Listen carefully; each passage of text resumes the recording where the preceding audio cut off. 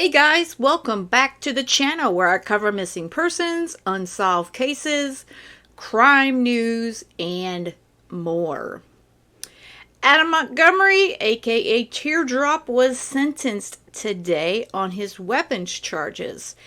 Now I'm going to play when the judge sentenced him, but he actually decided to make a statement to the court, and he's denying that he killed Harmony.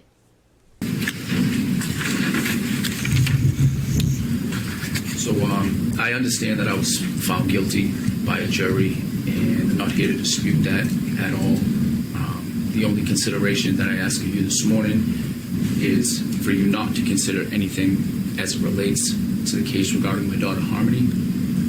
I did not kill my daughter Harmony, and I look forward to my upcoming trial to refute those offensive claims. Probably won't believe me when I tell you that I didn't wake up one morning and choose to become an addict. I don't want to be an addict. And I will spend my time in prison utilizing it to the best of my ability to change things about myself. I could have had a meaningful life, and I blew that opportunity through drugs. But I loved my daughter unconditionally, and I did not kill her.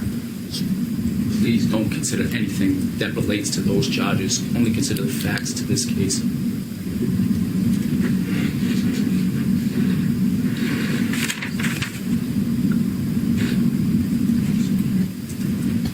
Thank you. Anything further? Just very briefly, Your Honor, the state is also looking forward to that trial coming up this fall, and we agree that you should be doing the sentence based upon the ones that are in front of you. And then the judge took a period of time before she came back with her sentencing. But before I play that portion when she finally sentenced him, what a bunch of crap. I don't know about y'all, but I don't believe a word that comes out of Adam's mouth, like, ever. Now, I understand that everyone is innocent until proven guilty. And yes, this particular case is due to the weapons charges, and the state agreed that that's what this is about.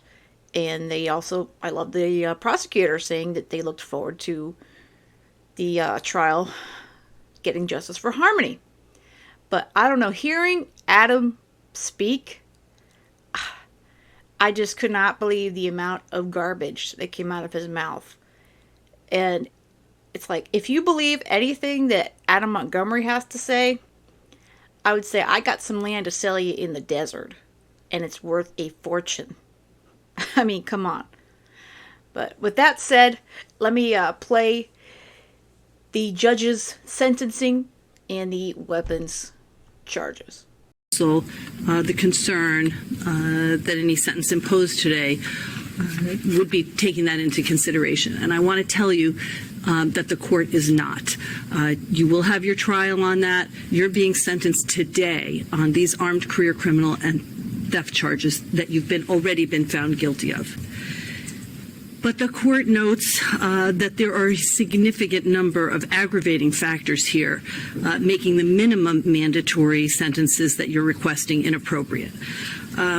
First and perhaps foremost, each of the prior felony offenses outlined by the state in their sentencing memorandum involved significantly violent behavior and violent conduct that involved weapons. Your prior conduct over the 15 years may be some of the most violent and egregious that I have seen. It involves a knife to the throat of a 15-year-old, a gun pointed at a woman with a child in the home during a home invasion, a gun pointed at a police officer, and an armed robbery where the victim was shot in the face. You yourself were shot during that incident.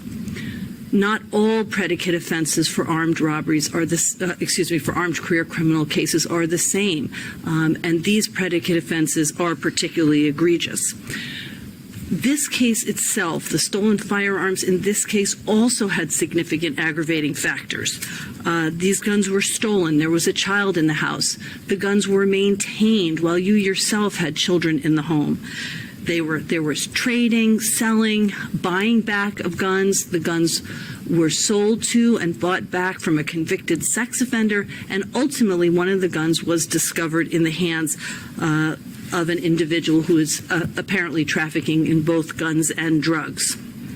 The brazen nature of your conduct, the bragging. I mean, I listened to these witnesses. You bragged about the guns. You talked about them being hidden in the walls of your home. You talked about concerns about being discovered by the ATF. I mean, this is not a felony where there were 3 predicate offenses involving controlled drug acts. The gun violence has taken a toll on our community, particularly on the young people here. And the trafficking of guns in the community, the violence that we see as a result of those guns being in the wrong hands cannot be minimized. And for these reasons, as I said, I don't believe that the minimum mandatory sentences are appropriate here. Therefore, the court is going to sentence you to 15 to 30 years on each of the armed career criminal charges consecutive to each other. On the theft cases, what I'm going to do on those is you'll get a 7.5 to 15-year stand committed sentence. 5 years of each of those sentences will be suspended, conditioned on your good behavior and compliance with the terms and conditions of the sentencing order. And I will tell you that I am doing that because, given your history, I want something to incentivize you to be of good conduct while you are at the prison. And if you are not of good conduct or you commit other crimes while you are incarcerated, the state can move to impose that suspended portion of your sentences. So on each of the theft charges, they'll be concurrent with each other, but they will be consecutive to the armed career criminal charges. We will have a restitution hearing. I'll allow the state 90 days to file a pleading with regard to restitution. If no pleading is filed, no restitution will be ordered. So there we have it.